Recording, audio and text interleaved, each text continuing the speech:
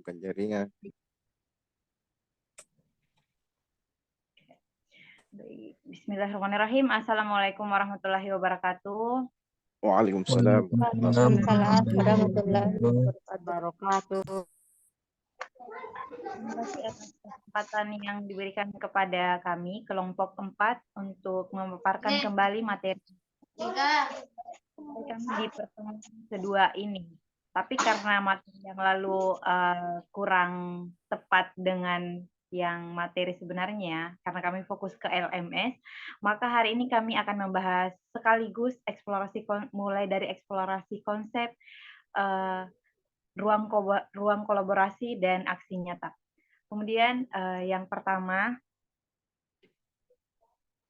materi kami yaitu relationship skill. Yang pertama akan disampaikan, akan dipaparkan oleh Kak Nurhaya Hadu. Saya persilahkan dengan hormat. Oke, baiklah. Terima kasih atas kesempatan yang telah diberikan kepada saya. Kali ini saya akan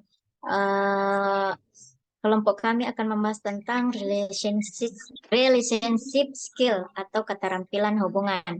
Dalam hal ini saya akan memperkenalkan kelompok kami. Yang pertama, Dedi Herdianta, saya sendiri, Nurhaya Hadu, Triana Al-Sabah, Fadila Mahmud, Nur Awaliyah, dan Ilmayanti.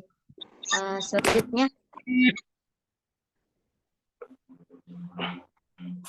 nah, apa itu relationship skill?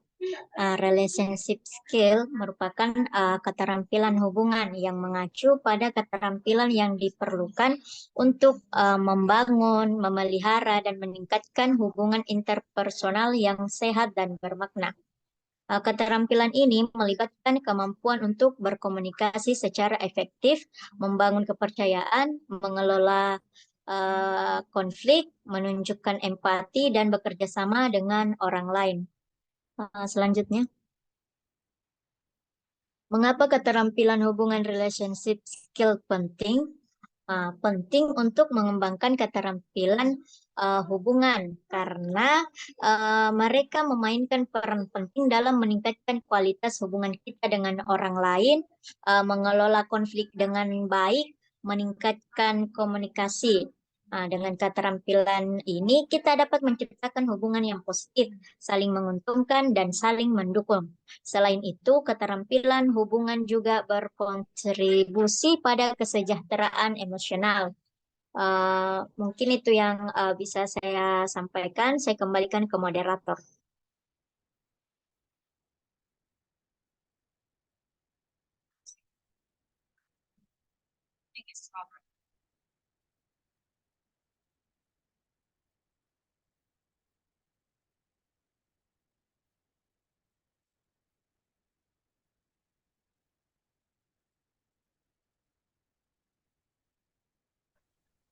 Oke, baik. Jadi selanjutnya terima kasih untuk Kak Nurhaya Hadu. Selanjutnya saya persilakan kepada Kak Dedi Hardiansyah untuk melanjutkan materinya. Baik, terima kasih atas kesempatan yang diberikan. Assalamualaikum warahmatullahi wabarakatuh. Waalaikumsalam warahmatullahi wabarakatuh. Baiklah, saya akan melanjutkan materi dari kelompok kami, yakni pentingnya keterampilan hubungan atau relationship skill. Yang pertama itu membangun hubungan yang sehat, kemudian komunikasi yang efektif, kemudian pengelolaan konflik dan kesejahteraan emosional. Jadi itu adalah pentingnya hubungan, keterampilan hubungan yang dimiliki. Next. Selanjutnya, apa hubungan relationship skill dengan self-awareness, self-management, dan responsible apa ini? Ya, penting untuk diketahui bahwa self-awareness atau kesadaran diri memungkinkan kita untuk lebih peka terhadap kebutuhan dan perasaan orang lain dan membantu kita mengatur diri kita sendiri dengan baik dalam konteks hubungan. Self-management atau manajemen diri, di mana dengan mengelola diri kita sendiri dengan baik, kita dapat menghindari konflik yang tidak perlu, menunjukkan kematangan emosional, dan menciptakan lingkungan yang kondusif untuk hubungan yang sehat. Selanjutnya, pengambilan keputusan yang bertanggung jawab, di mana dengan membuat keputusan yang bertanggung jawab, kita dapat membangun kepercayaan, menghormati kebutuhan orang lain, dan menciptakan hubungan yang saling menguntungkan. Next.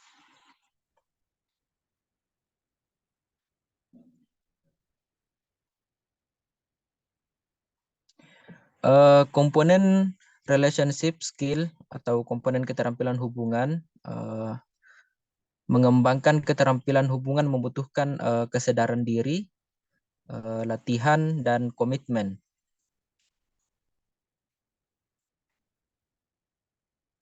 Untuk pertumbuhan pribadi, dengan meningkatkan keterampilan ini, kita dapat membangun hubungan yang lebih dekat, lebih bermakna, lebih memuaskan dengan orang lain di berbagai aspek kehidupan kita. Komponen-komponen relationship skill ini meliputi komunikasi yang efektif, kepercayaan dan kejujuran, empati, pengelolaan konflik, dan penyesuaian diri. Mungkin itu yang materi dari kelompok kami. Terima kasih. Saya kembalikan ke moderator. Ya, terima kasih. Jadi itu materi eksplorasi konsep.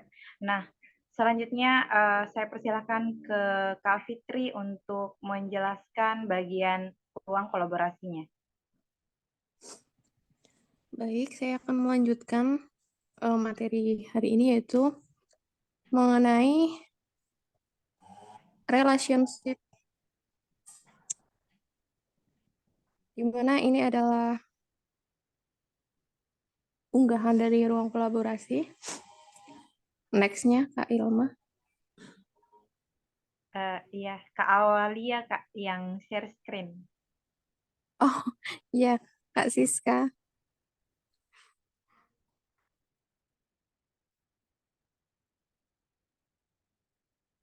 Baik, ini merupakan pengamatan kami terhadap siswa, di mana pada minggu pertama, di mana ada siswa mengganggu temannya, yang kedua aktif mengerjakan tugas, yang ketiga senang dengan kegiatan yang melibatkan motorik kasar, yang keempat potensi yang dapat dikembangkan pada peserta didik yaitu percaya diri. Nah, untuk frekuensi dan durasi, yang satu, selama 3 jam pelajaran ada 4 kali perilaku muncul. Durasi selama 1-4 menit.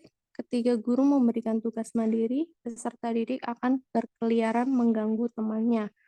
Atau pada saat peserta didik dalam perasaan yang buruk dan bosan, walau telah ditegur, kegiatan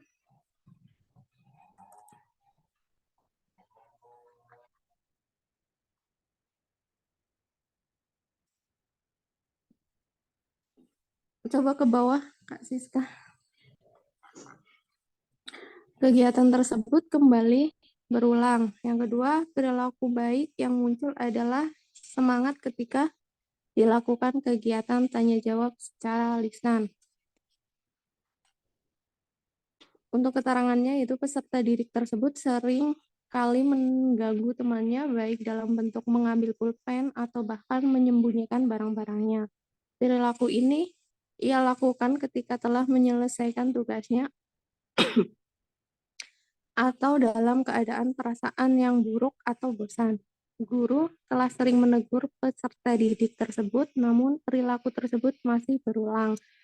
Guru melakukan refleksi bahwa perilaku tersebut dominan muncul karena peserta didik tidak memiliki pekerjaan yang dilakukan, sehingga merasa bosan dan mencari hiburan dengan mengganggu teman. Sehingga guru menggunakan pembelajaran metode kelompok di mana anggota dalam jumlah kecil. Cara ini dipilih agar peserta didik tersebut dapat bersama-sama dengan temannya mengerjakan tugas dan berfokus pada kegiatan kelompok. Selain itu, membuat kontrak pembelajaran sebelum memulai pelajaran. Demikian yang dapat saya sampaikan. Saya kembalikan kepada moderator. Ya, terima kasih untuk Kak Fitri. Selanjutnya pekan kedua akan disampaikan oleh Nur Awalia. Sorry, untuk pekan kedua akan disampaikan oleh Kak Nur Fadila Mahmud. Oke, maaf sebelumnya karena di sini hujan. Apakah suara saya terdengar jelas? Jelas, Kak. Oke, saya lanjut. Untuk minggu kedua, di mana perilaku mengganggu teman, frekuensinya itu selama 3 jam. Selama 3 jam pelajaran ada 1 kali perilaku muncul. Durasinya selama 1-2 menit. Keterangannya karena telah dibuatnya kontak di awal pembelajaran terkait perilaku-perilaku yang tidak pantas dilakukan. Selain itu, dengan menggunakan metode kelompok, maka peserta didik tersebut fokus mengerjakan tugas dan saling bekerja sama dengan temannya agar tugas cepat.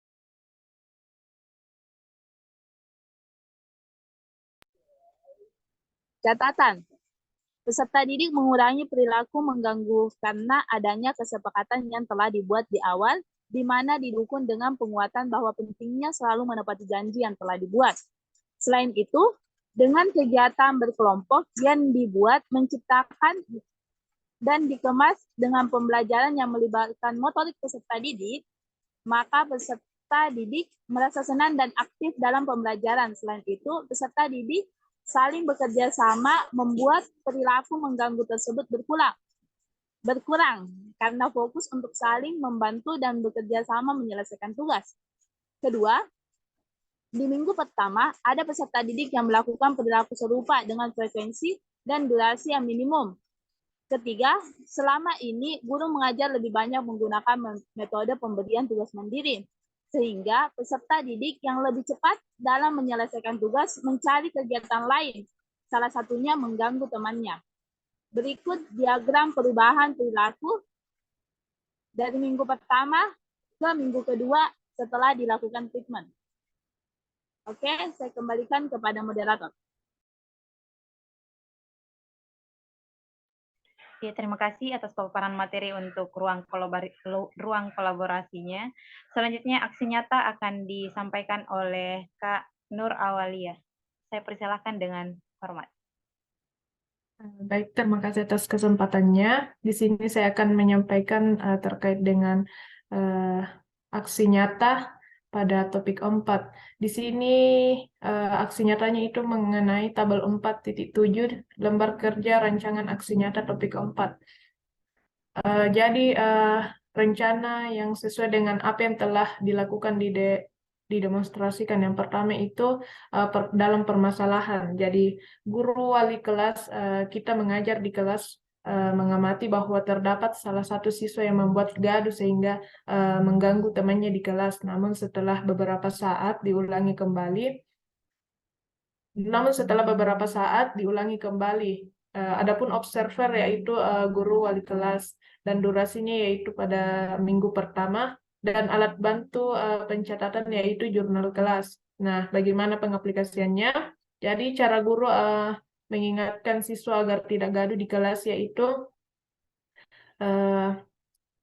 anak-anak, Ibu ingin mengingatkan kalian semua agar tidak membuat gaduh di kelas. Jadi kita semua datang ke sini untuk belajar dan mendapatkan ilmu dan kegaduhan akan mengganggu proses belajar dan mengajar. Ibu harap kita semua dapat belajar sama untuk menciptakan lingkungan belajar yang kondusif dan produktif. Terima kasih. Adapun hambatan atau tantangan yang dihadapi yaitu yang pertama tantangan. Yang pertama itu reaksi siswa yang merasa tidak nyaman dan dengan peringatan tersebut, terutama jika siswa tidak menyadari bahwa ia membuat kegaduhan. Yang kedua yaitu memilih kata-kata yang tepat untuk memberikan peringatan yang efektif. Terus adapun hambatannya yaitu membangun hubungan yang baik dengan siswa, terutama jika siswa merasa merasa tidak terima dengan peringatan yang diberikan oleh guru. Terus permasalahan yang kedua yaitu siswa mendistraksi teman lain untuk tidak memperhatikan guru menjelaskan. Jadi guru memberikan treatment dengan meningkatkan keteraturan dan kepatuhan dalam kelas, menetapkan aturan yang jelas dan tegas. Adapun observer yaitu guru wali kelas, durasi minggu kedua. Alat bantu pencatatan adalah jurnal kelas.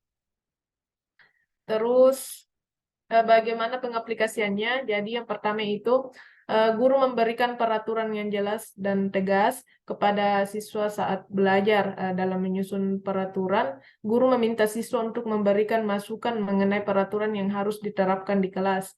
Yang kedua yaitu guru menggunakan sanksi yang tepat pada siswa yang melanggar aturan. Hal ini akan membantu siswa memahami konsekuensi dari setiap tindakan. Yang ketiga yaitu guru dapat mengapresiasi siswa yang memenuhi peraturan kelas dan berperilaku baik. Guru merancang pembelajaran yang menarik dan menyenangkan. Jadi siswa yang aktif dalam pembelajaran cenderung tidak membuat kegaduhan. Adapun tantangan dan hambatan yaitu yang pertama, tantangan. Jadi yang pertama yaitu cara mengidentifikasi penyebab kegaduhan di kelas. Yang kedua, memperhatikan sanksi yang efektif, namun yang juga tidak terlalu berat bagi siswa, menjaga konsistensi dalam memberikan sanksi agar tidak ada siswa yang merasa diuntungkan dan dirugikan. Adapun hambatannya yaitu mengkomunikasikan masalah kepada orang tua siswa. Jadi ada orang tua siswa yang mungkin tidak merespon dengan baik mengenai perilaku anak mereka. Jadi di sini ada pertanyaan di dalam LK yaitu buatlah program, lakukan percatatannya dan bagaimana hasilnya. Nah, setelah menerapkannya yaitu dalam menyusun peraturan kelas yang jelas dapat membantu mengurangi perilaku gaduh siswa.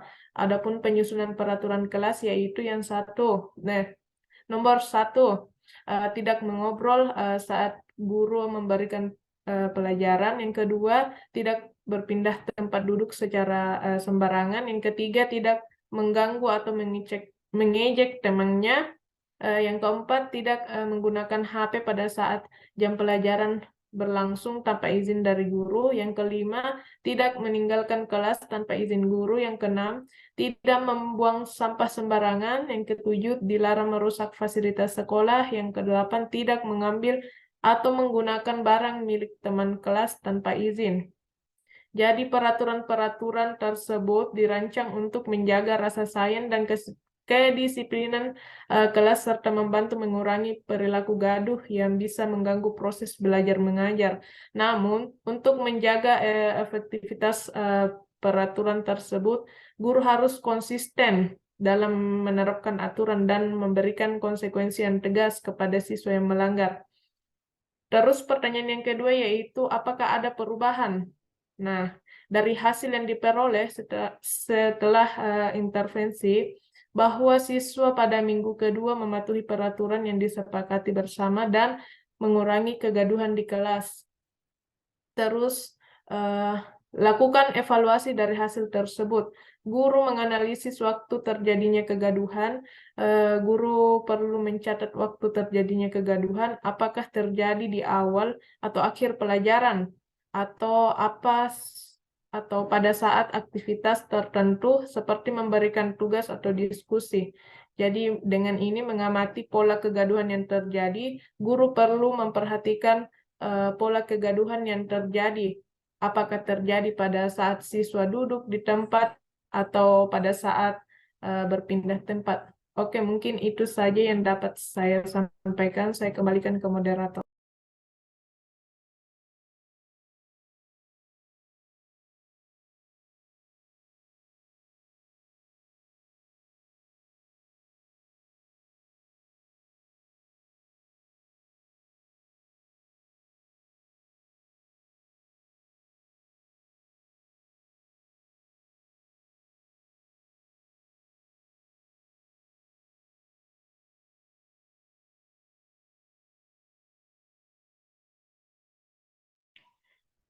Baik, terima kasih. Mohon maaf tadi karena sempat keluar jaringan saya kurang stabil. Jadi selanjutnya untuk sesi pertama saya persilahkan kakak-kakak yang mau bertanya angkat tangan. Saya akan persilakan 2 orang untuk mengajukan pertanyaan di sesi pertama. Baik, ada Kak Muhammad Musyawir. Saya persilahkan untuk menyampaikan pertanyaannya. Baik, terima kasih atas kesempatan yang diberikan. Jadi mengenai bagaimana relationship ya. Jadi saya ingin bertanya bagaimana jika hubungan relationship antara guru dan siswa tertentu, misalkan contoh saya siswa si A, itu tidak bagus. Pertanyaannya, apa yang harus dilakukan guru? Dan juga terkadang ada guru yang tidak ingin dirinya duluan, artinya tidak kirki kepada siswanya. Jadi bagaimana memperbaiki hubungan tersebut antara siswa dan guru? Mungkin kurang lebihnya seperti itu. Dan penerapannya juga Kak dalam sekolah atau kelas. Mungkin kurang lebih seperti itu. Ya, terima kasih atas pertanyaannya Kak Musyawir. Ya, pertanyaan yang cukup menarik. Selanjutnya saya persilahkan pada teman-teman yang lain yang ingin bertanya, silakan angkat tangannya.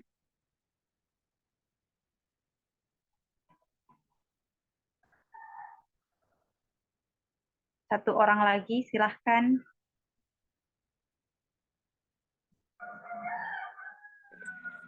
Bisa saya lagi pertanyaanku tadi Kak, bagaimana cara meningkatkan hubungan antara guru dan siswa dan bagaimana contoh penerapannya? Kurang lebih simpelnya begitu Kak. Ya, siap Kak.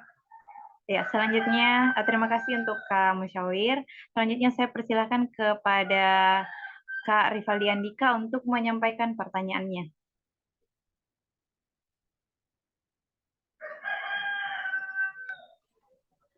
Baik, terima kasih atas kesempatan yang telah diberikan kepada saya.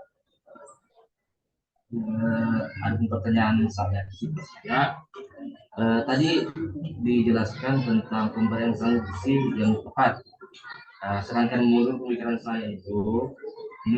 saya ya, Kak, bagaimana cara menentukan sanksi yang tepat untuk peserta didik, sedangkan pemberian sanksi itu dilakukan ketika siswa itu melakukan pelanggaran. Kemudian dianggap tepat ketika pelanggaran tersebut tidak diulangi lagi. Kemudian bagaimana caranya menentukan bahwa ketika saya memberikan sanksi ini, siswa itu tidak akan melakukan pelanggaran ini lagi. Mungkin itu saja. Saya kembali kepada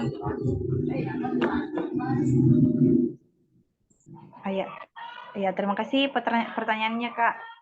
Jadi yang pertama dari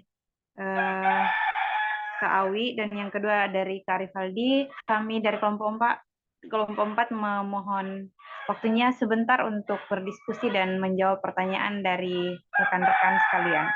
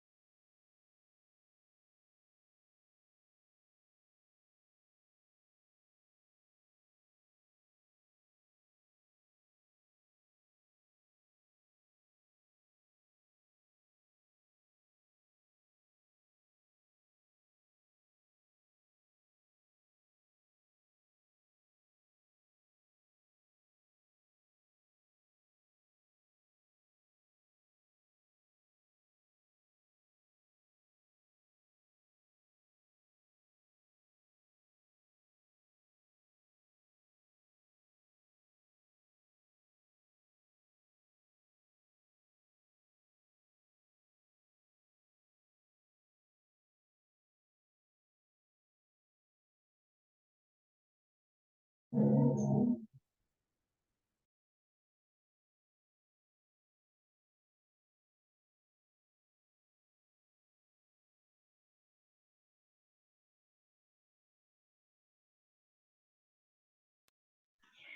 baiklah.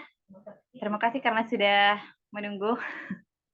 Jadi kami akan, perwakilan dari kelompok kami akan menjawab pertanyaan dari teman-teman.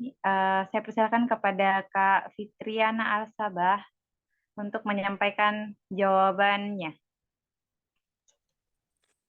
Baik, di sini saya akan memberikan jawaban untuk pertanyaan dari saudari Musawir. Bagaimana cara meningkatkan hubungan antara guru dan siswa ya? Menurut saya, cara meningkatkan hubungan antara guru dan siswa itu merupakan hal yang penting dalam menciptakan lingkungan belajar yang positif dan produktif ya. Nah, berikut beberapa cara yang dapat dilakukan dan diterapkan untuk meningkatkan hubungan tersebut. Di antaranya yaitu menjalin komunikasi yang efektif. Komunikasi yang baik antara guru dan siswa sangat penting. Guru harus mendengarkan siswa dengan penuh perhatian dan memberikan umpan balik yang konstruktif, yang bersifat membangun ya. Siswa juga harus merasa nyaman untuk berkomunikasi dengan guru. Nah, hal ini dapat diciptakan dengan sikap terbuka dan menyediakan waktu untuk diskusi kelompok, kemudian tanya jawab, atau memberikan saran dan kritik yang konstruktif. Kemudian yang kedua yaitu membangun kepercayaan. Kepercayaan adalah dasar hubungan yang kuat antara guru dan siswa. Guru harus berusaha untuk menjadi teladan yang baik dan memenuhi janji-janjinya. Guru juga harus melibatkan siswa dalam pengambilan keputusan dan memberikan tanggung jawab kepada mereka untuk dapat membantu membangun kepercayaan. Yang ketiga yaitu menghormati dan memahami keberagaman.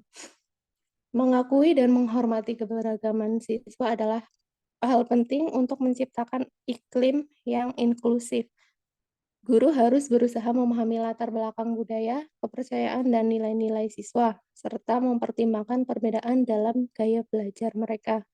Mengadakan kegiatan yang merayakan keberagaman dan memfasilitasi interaksi antar siswa juga dapat membantu memperkuat hubungan antara guru dan siswa. Kemudian selanjutnya itu melibatkan siswa dalam proses pembelajaran. Nah, guru harusnya itu melibatkan siswa dalam proses pembelajaran dengan memberikan mereka rasa memiliki terhadap pembelajaran yang mereka lakukan. Berikan kesempatan bagi siswa untuk berpartisipasi dalam diskusi kelas, proyek kelompok, atau kegiatan ekstrakurikuler yang relevan dengan materi pembelajaran. Hal ini akan membantu mereka membangun ikatan yang lebih kuat antara guru dan siswa. Kemudian selanjutnya itu mendukung perkembangan pribadi. Nah, sebagai seorang guru kita harus memperhatikan kebutuhan individual setiap siswa dan berikan dukungan yang sesuai. Luangkan waktu untuk mengenal siswa secara personal, mengidentifikasi minat mereka, dan mendorong mereka untuk mencapai potensi terbaik yang mereka miliki. Kemudian menyediakan bimbingan dan dukungan yang empati dapat membantu meningkatkan hubungan antara guru dan siswa. Selanjutnya itu membangun hubungan di luar kelas. Selain interaksi di dalam kelas, upayakan untuk membangun hubungan dengan siswa di luar lingkungan akademik. Misalnya menghadiri acara olahraga atau pertunjukan siswa, mengadakan perjalanan lapangan, atau mengatur waktu konseling individual. Ini akan memperkuat ikatan personal antara guru dan siswa. Jadi setiap sekolah dan kelas memiliki dinamika yang unik. Penerapan cara-cara ini akan bergantung pada situasi yang ada.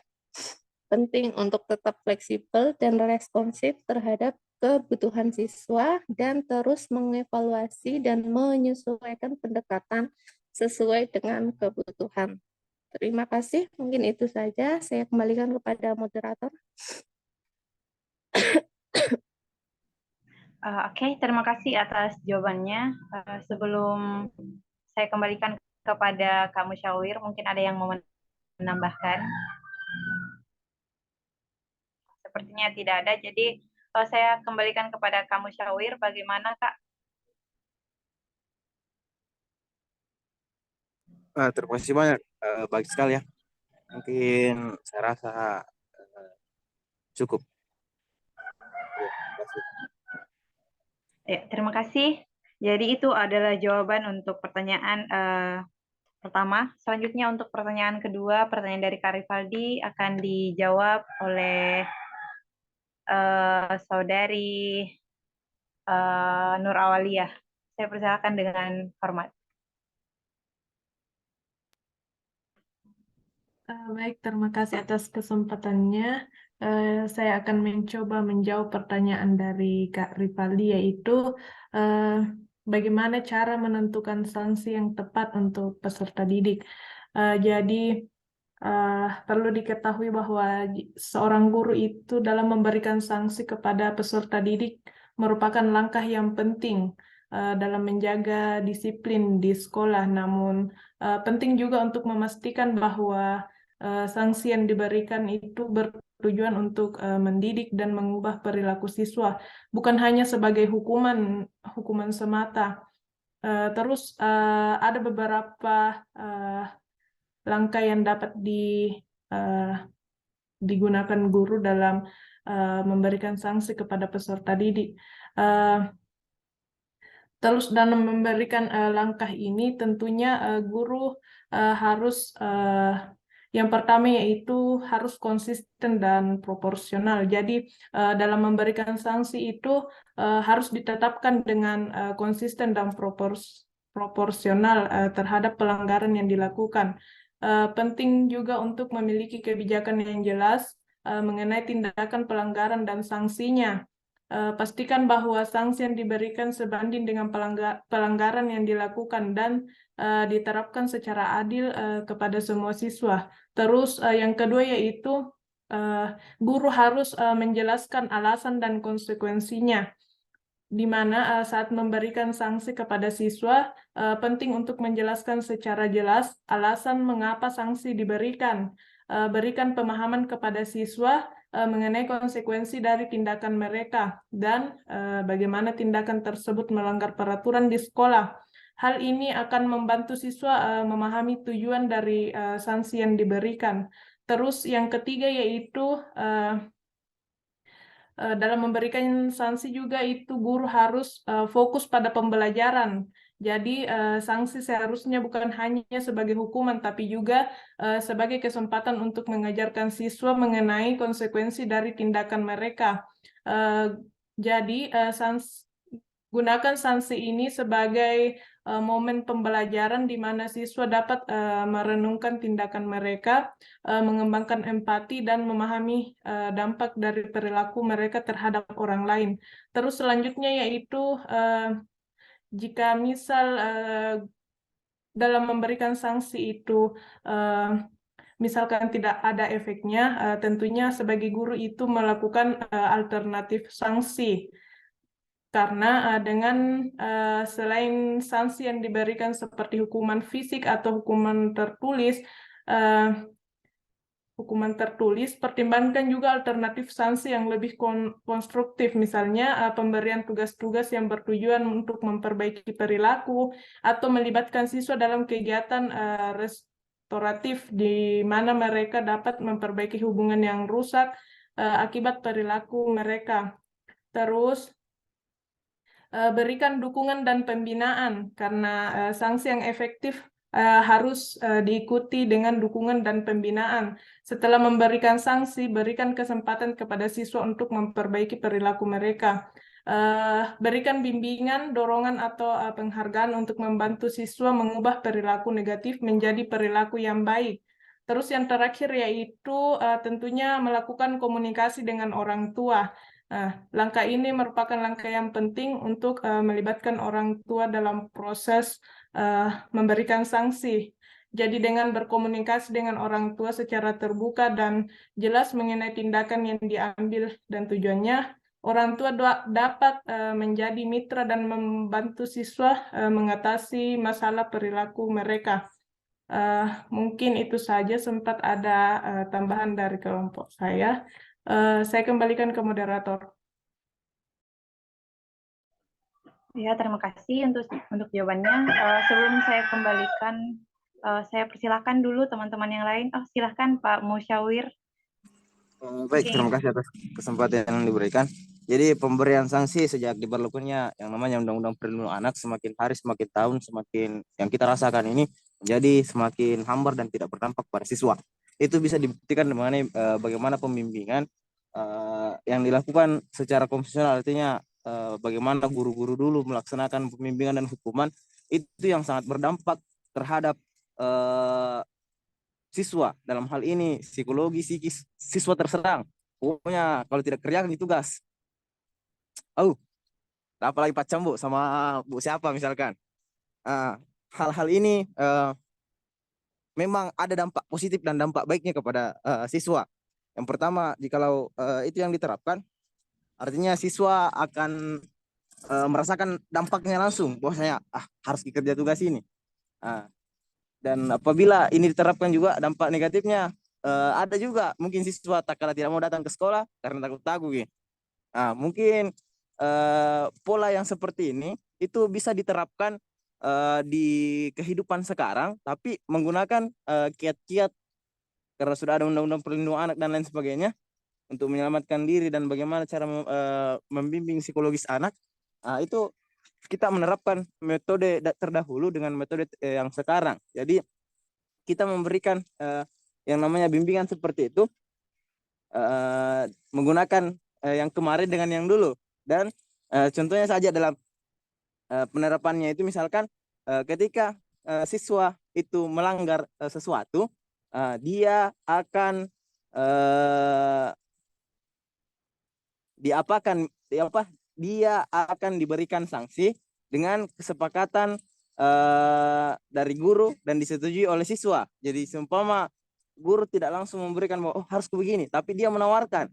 Jadi pemberian hukuman di sini itu bukan semena-mena dari langsung guru bilang harus begini, tapi guru memberikan tawaran kepada siswa dan siswa yang lain harus menyepakatinya.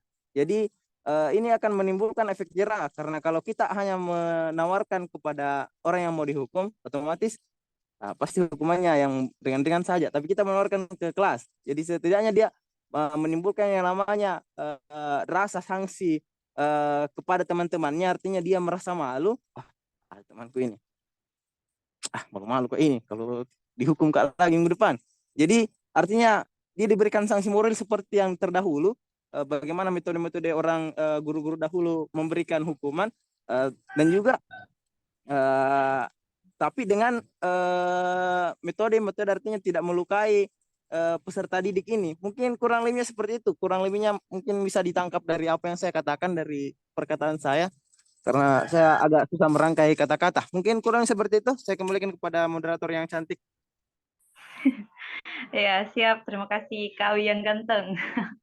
Jadi yang bisa saya tangkap dari tambahan dari Kak Musyawir, pentingnya diskusi dan kesepakatan di awal. Jadi kayak bukan cuma gurunya yang memberikan langsung, ini hukumannya nanti, ini hukumannya. Dan ini sanksinya, kalau melanggar ini sanksinya. Ya, mungkin itu yang bisa saya tangkap. Dan selanjutnya saya kembalikan ke penanya, yaitu Kak Rivaldi Andika.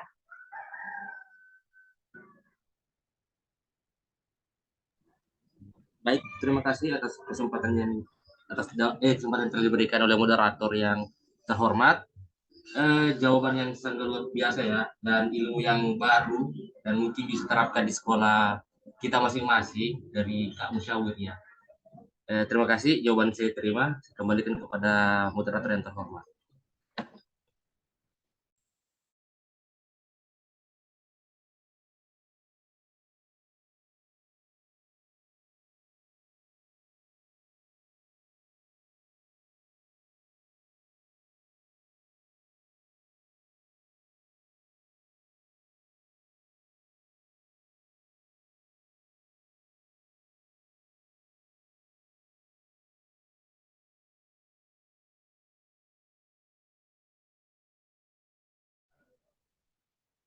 Ya, terima kasih.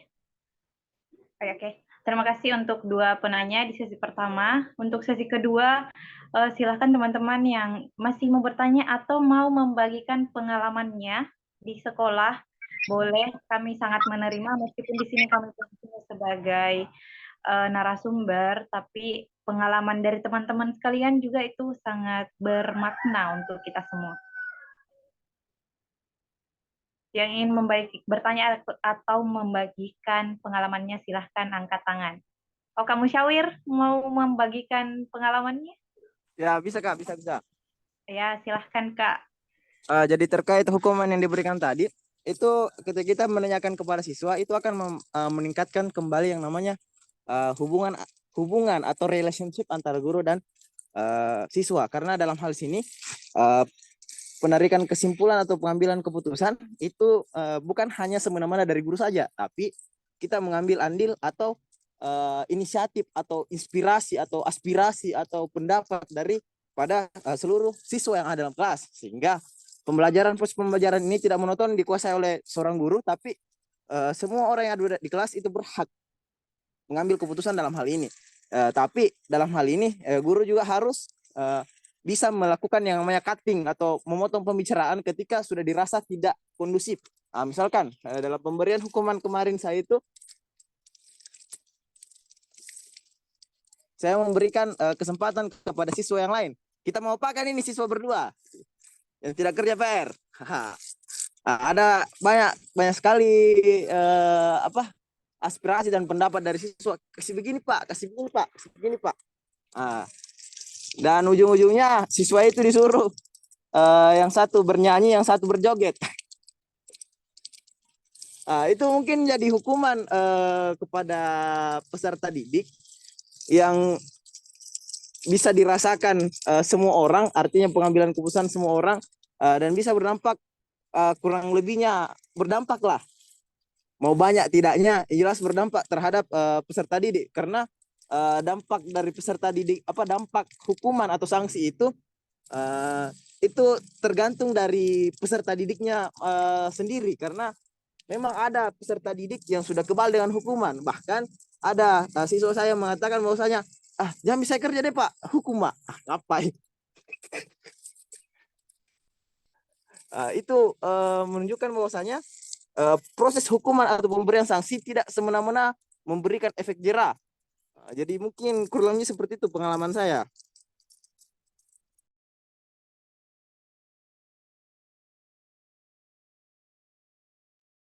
Ya, terima kasih Pak Musyawir. Jadi lebih lebih nasuka hukuman daripada kerja tugas ya. Oke, jadi tentu relationship skill ini sangat penting karena kita juga pernah jadi siswa SD, SMP atau SMA, bahkan SMA, SMK. Dan kalau pokoknya pertama yang kita perhatikan adalah siapa gurunya yang masuk. Kalau kita sudah tidak suka, kita sebagai siswa sudah tidak suka memang dengan guru itu, kayak kenapa kayak ini guru marah-marah terus sih kalau masuk, guru ini lagi mau masuk, pasti marah-marah lagi, kayak apa ya, pelajaran itu tidak bisa ditangkap dengan baik. Saya rasakan sendiri dan mungkin teman-teman sekalian juga merasakan kalau kayak lebih duluan tidak disuka ini gurunya, maka ilmu apapun yang beliau sampaikan ke kita itu berasa kayak masuk di telinga kanan dan langsung terpental begitu. Tidak lagi masuk baru lewat di telinga kiri. Oke, selanjutnya saya berikan kesempatan ke Kak Ilham Sijaya untuk menyampaikan apa yang ingin disampaikan, entah itu pertanyaan atau pengalamannya di sekolah. Ya, terima kasih teman-teman atas kesempatannya. Di sini saya hanya ingin bertanya, bagaimana sih melatih siswa agar mau belajar begitu? Karena kemarin saya mendapatkan pengalaman, saya mengajar di kelas 1.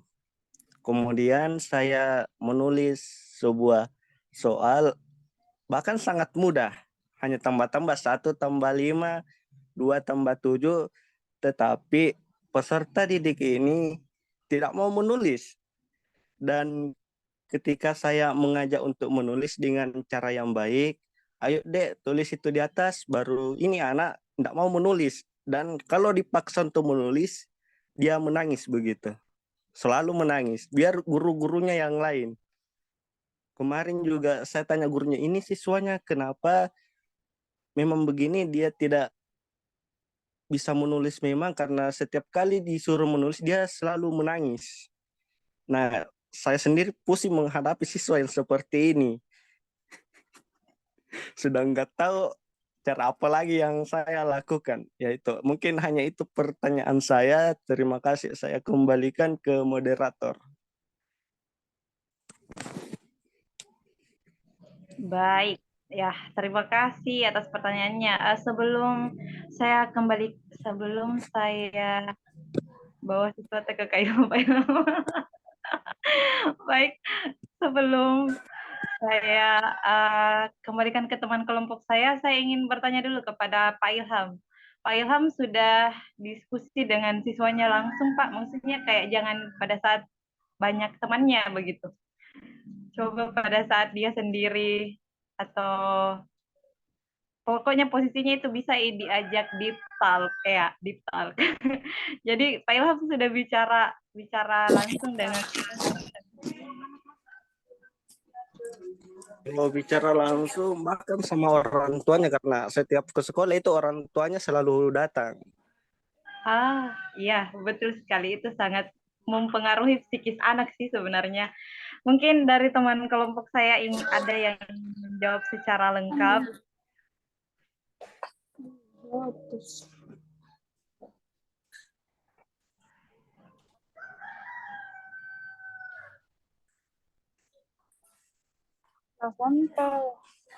Jangan juga dibawa ke saya, Kak, karena jauh sekali tuh Jadi Ponto sama Selayar. Bisa Gina selesaikan sendiri itu nanti. Oke, Kak Nur Hayahadu masih ada di room? Iya. Ya, silakan, Kak. Minta tolong Ilma dibacakan ulang pertanyaannya. Baik, jadi berdasarkan pengalamannya Kak Ilham ini, dia mendapati seorang siswa yang tidak mau menulis. Kalau ditanyai kenapa, dia selalu menangis. Kalau disuruh menulis meskipun ini diarahkan sedemikian rupa, dia selalu menangis, begitu Kak. Jadi yang ingin ditanyakan oleh Kak Ilham adalah bagaimana cara saran kita dari kelompok 4, bagaimana jawabannya untuk mengatasi hal tersebut gitu. Oke, baiklah saya akan menjawab pertanyaan dari saudara Ilham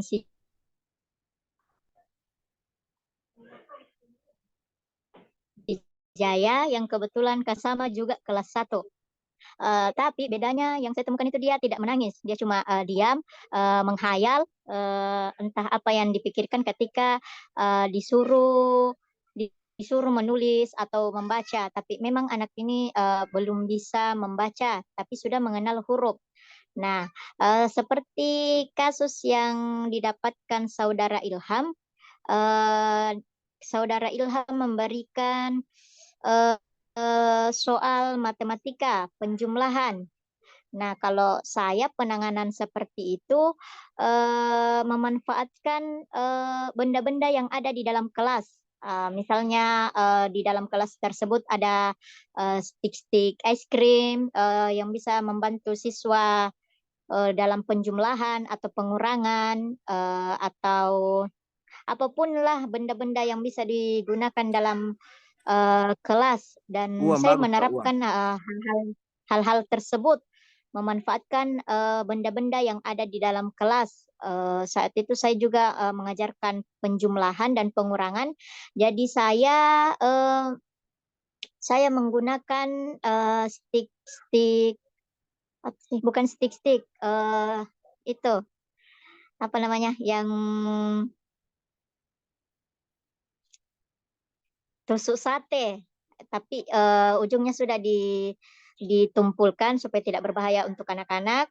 Jadi saya menggunakan itu untuk membantu proses pembelajaran menghitung dan penjumlahan dan pengurangan untuk anak-anak tersebut. Dan saya lakukan tersebut tidak di depan anak-anak yang lain. Saya mendatangi tempat duduk anak tersebut dan membimbingnya secara pribadi. Dan anak itu menjalankan tugasnya dengan baik. Cuma kalau langsung Ki bilang, menulis Ki nak, hitung Ki pakai itu nak, tidak akan dia lakukan itu karena dia mungkin malu-malu dengan teman-temannya karena belum bisa menghitung dengan baik. Jadi saya menghampiri anak tersebut di tempat duduknya atau anak tersebut yang saya dudukkan di samping saya, sehingga saya belajar anak tersebut belajar di samping saya dengan bimbingan langsung dengan saya tanpa teman-temannya yang lain ada di situ, karena kalau di situ teman-temannya yang lain malu-malu karena dia bilang belum Pak bisa menghitung, tidak seperti teman-temanku yang lain. Mungkin itu dari saya kembalikan ke moderator. Ya, baik, terima kasih. Mungkin teman-teman ini yang di kolom komentar ingin menambahkan jawaban, saya persilahkan. Kak Rifaldi atau Kak Jusman.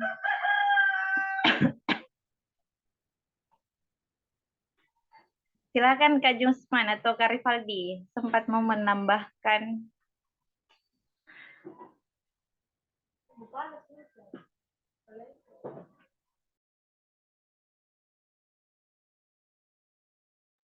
Kak Ripaldi, maju Kak Ripaldi. Sudah mas, saya tadi bicara Jusman, kau lagi.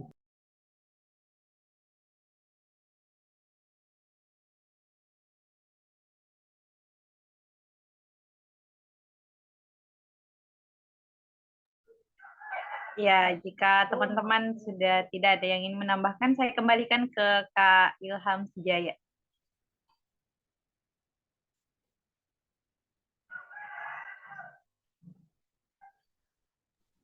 Ya, terima kasih atas jawabannya. Di sini sebenarnya permasalahan siswa itu bukan karena tidak bisa menghitungnya, tapi minat belajarnya memang yang kurang, tidak bisa menulis. Bahkan ini anak kayak berkebutuhan khusus begitu. Cuman di sini jawaban yang Kak Nur Hayat tadi berikan sangat luar biasa, yaitu memberikan bimbingan secara pribadi kepada peserta didik ini. Mungkin memang hal yang tepat jika kita memberikan dia sebuah bimbingan, atau mungkin ini butuh grup privat ya begitu untuk peserta didik ini. Mungkin itu adalah hal yang sangat tepat. Karena kalau belajar di sekolah itu mungkin nanti di kelas tinggi baru ada perubahannya begitu. Terima kasih atas jawabannya. Saya kembalikan ke moderator. Ya, baik, terima kasih. Wah, ternyata tantangannya lebih besar lagi ya Pak Ilham, karena ternyata siswanya berkebutuhan khusus. Ya, tentu untuk menghadapi siswa yang memiliki keistimewaan di antara teman-teman yang lain, ya gurunya harus lebih sabar dan harus paham dulu siswanya ini masalahnya di mana, dan ya itu harus dikenal dulu siswanya memang masalahnya dia di mana. Dan terima kasih untuk teman-teman. Masih ada yang ingin ditanyakan atau yang ingin menambahkan, ingin berbagi pengalaman. Mungkin ada juga yang pernah menghadapi siswa yang punya keistimewaan, boleh dibagikan.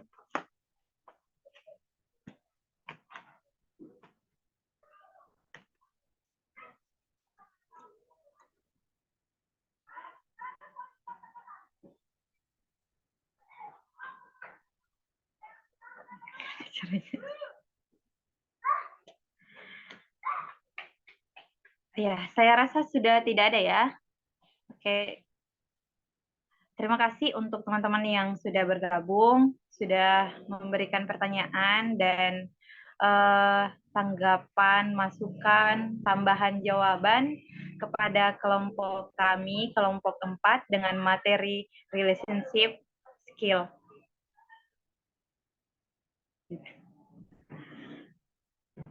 Jika ada yang ingin ditanyakan lebih lanjut, dibahas lebih lanjut, kita bahas nanti di grup karena kita juga dibatasi oleh waktu. Terima kasih karena sudah berpartisipasi. Sekian dari kami, kelompok 4. Assalamualaikum warahmatullahi wabarakatuh. Waalaikumsalam warahmatullahi wabarakatuh. Waalaikumsalam warahmatullahi wabarakatuh.